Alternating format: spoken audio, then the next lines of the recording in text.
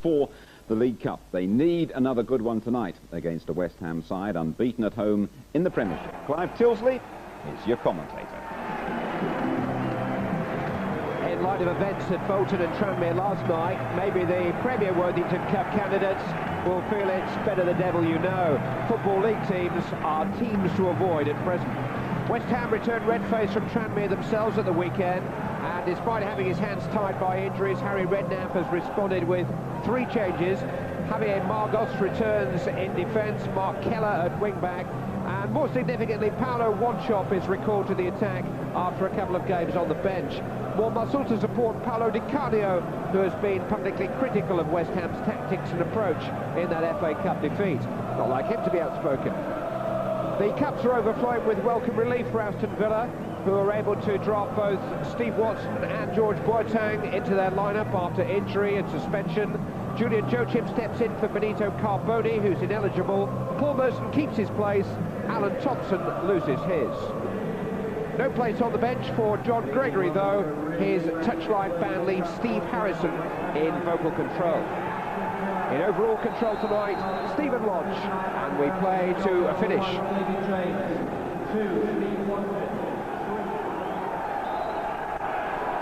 Aston Villa's last 4 victories have come in cup competitions. There are only 4 victories since mid-September. They're the team in white shirts tonight. The Aston Villa manager faces half a dozen games away from his touchline patrol. Bad enough for a man who's more animated than most. Watson coached in the direction of Merson. Would he manage to squeeze it past Redknapp, and here's a chance for Taylor. Aston Villa in front inside of 4 minutes. Ian Taylor is the goal scorer. And Paul Merson was somehow allowed to smuggle across from an unlikely dark corner behind Neil Redknapp and into the danger area. And Ian Taylor, who has always had an eye for goal, was the first to react. Well, Redknapp appeared to have matters under control here, but Merson stretched out a foot, pulled it back. And Ian Taylor, who scored in the final of this competition once upon a time for Aston Villa, has added to his tally. But it was a soft goal for West Ham United to concede. Ferdinand looking to go over Barry towards Di Canio.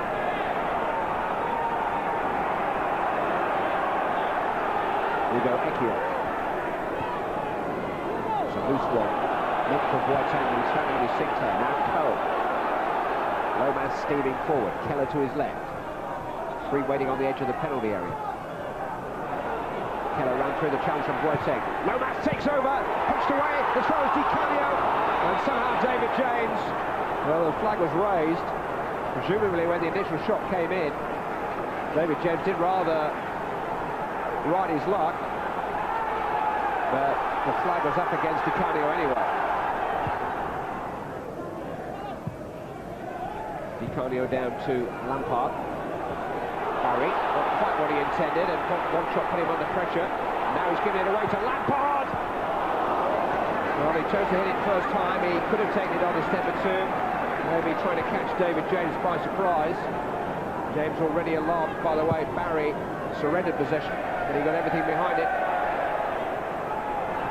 Lomas, Di Canio, good spin by the Italian. Now a little bit of space for Trevor Sinclair in behind Aston Villa. Might come here for Di Canio. He certainly got to the ball first and then fell over. And the referee had a look and decided that Gareth Southgate did not foul him. Di Canio is predictably upset. I think he took the ball away from the England defender. Sinclair screwed it back. Now, does Di Canio get there first? He does, but what kind of contact does Southgate make?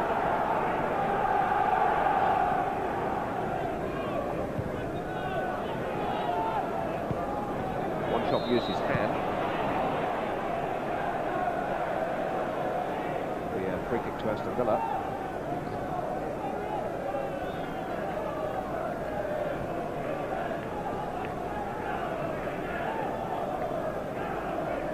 Dublin available. Steve Watson will speak forward to the edge of the penalty area.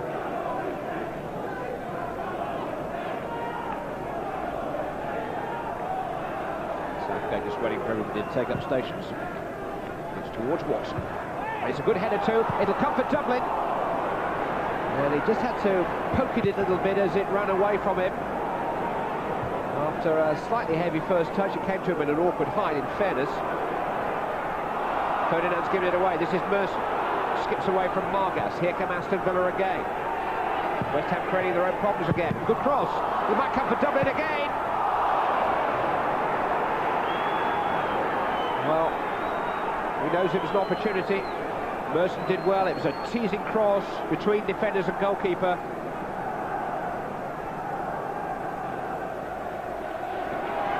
This is Ferdinand. Tossed in towards one shot. Kitson trying to reach it. Might come here for Lampard. Well, he's had a couple of volley chances tonight, Frank Lampard. And he is one of the better volleyers around. But Paul Kitson, who has been a substitute more often than not this season, almost making some kind of an impact immediately. One shot, got a little touch on. Kitson couldn't quite connect, but Lampard did. Yellow to Lomas. Now Ferdinand. It's well played. Di Canio trying to peel away from Barry. Fed back carefully to Lampard. Frank Lampard scores the equaliser. Paolo Di Canio makes the equaliser. The first goal that Aston Villa have conceded in this Worthington Cup run. And it's brought West Ham United back on terms with time starting to run out. Di Canio just let the ball drift across him. Was able to get in behind West Ham and then pulled it back into the path of Lampard, who chucked it away very, very tidily indeed.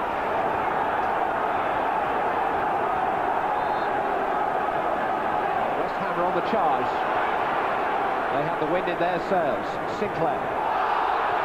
Tripped by George Boateng.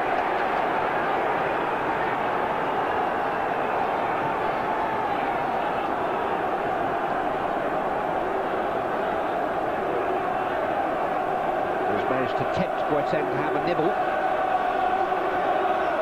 Di Canio is the man standing over the free kick. Towards Margas. Side netting. It must have been close. You can see that in Javier Margas's expression. So the angle was against him, really.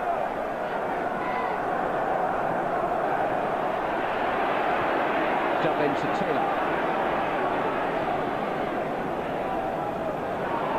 Joachim. Now it's wriggled away from Margas here. Pulled into Dublin. Stoppage time. Dublin, Aston Villa, semi-finals.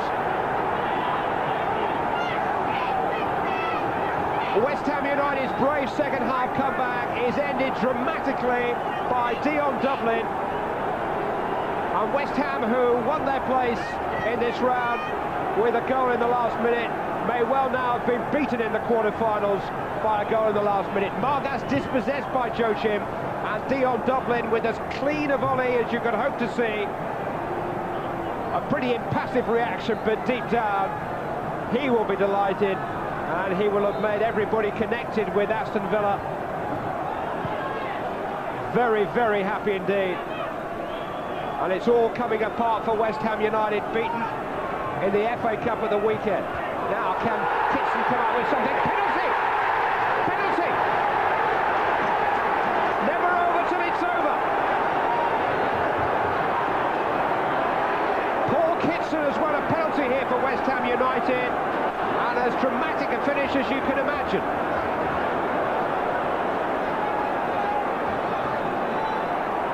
Now, who wants to take it? Paolo Di Canio is the answer. Was it Southgate? Was it Barry? They both got to him. Centre stage again. Paolo Di Canio. Oh! What nerve! What cheek! And what a dramatic finale. West Ham are on level terms again. 2-2, and surely that is extra time. Villa's vision of the semi-finals snatched away from them by Paolo Di Canio. What an amazing finish. And that is the last kick of the 90 minutes. Well, they've been through every emotion on those benches in the last 90 seconds or so, but Steve Harrison will come on and talk to the Aston Villa players in the knowledge that there is extra time to be played here. 2-2.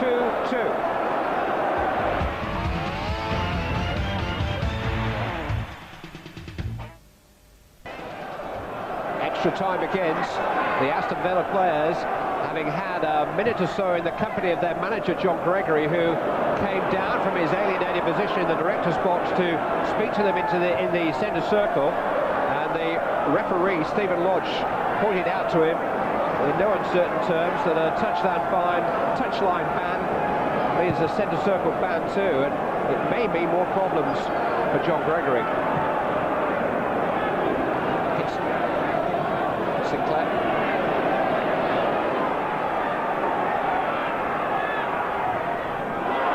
The run by Sinclair. Very good run. Kicks in! Well, he deserved better. Searing run. Down first the touchline, then the byline by Trevor Sinclair. Pulled back for Paul Kitson. Under pressure. But lifted it over the crossbar.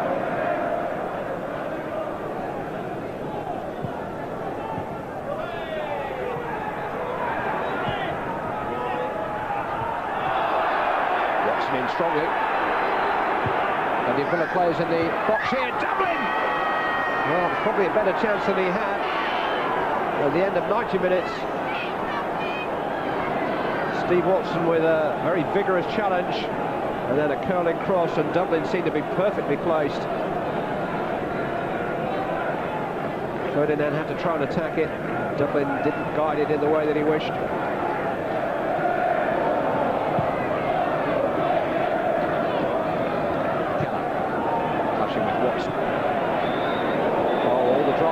At the end of normal time have not been repeated at the end of extra time. It was almost as if the players were readying themselves for the challenge of a penalty shootout, which will now determine whether it's West Ham United or Aston Villa who progress into the semi-finals of this season's Worthington Cup.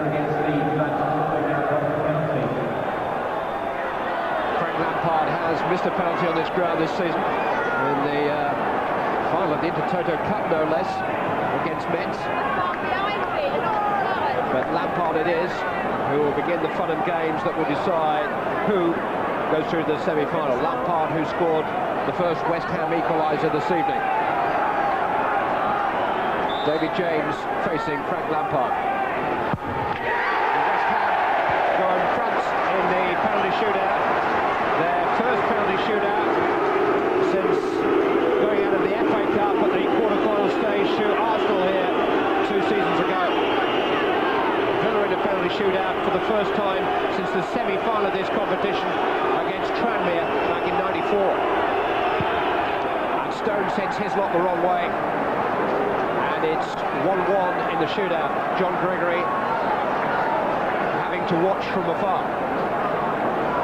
Steve Lomas, the West Ham United captain, will be next.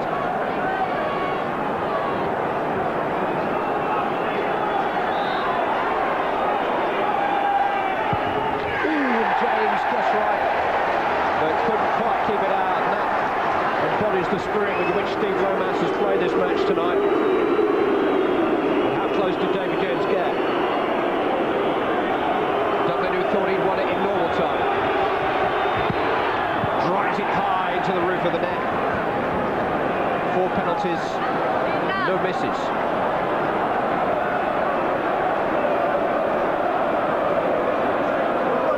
We've seen Paolo Di Canio in action from the spot already tonight. Has he got another variation on his very individual penalty-taking style? Sends the keeper the wrong way. He is so self-confident, so self-assured. Harry Redknapp would surely expect him, of all people, to score, and Di Canio duly obliges. the inside of the post. Very precise. His expression doesn't belie any self-doubt.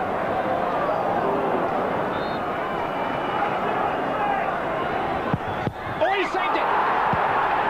And West Ham United and Harry Redknapp know that David James has put Aston Villa close to success.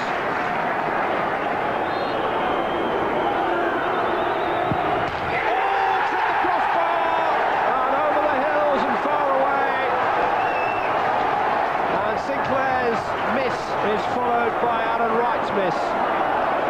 Didn't need the goalkeeper to intervene this time. So much of their seasons rest on the outcome of the next couple of kicks. Neil Ruddock, driven in. Advantage West Ham.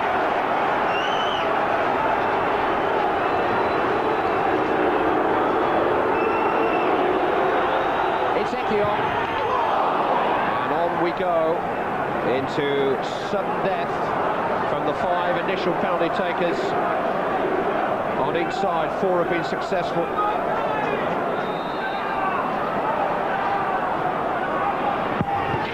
Things going for a way. It's Gareth Southgate who's coming forward for Aston Villa. Keller's penalty here has given West Ham a 5-4 edge. Southgate must score. Now, where have we heard that before? Gareth Southgate, bravely, defiantly, from the penalty spot again. Oh, he's been saved again! Amazing! Gareth Southgate, who must have been certain, in his very certain mind, that he would never have to go through this again after what happened at Euro 96. Is the player whose penalty is saved, and Aston Villa go out of the Worthington Cup. When you were allocating who was going to take the penalties in the shootout, did Gareth Southgate, was he happy to take one? He would have took any of the first 5, to be fair. Very happy to take a penalty.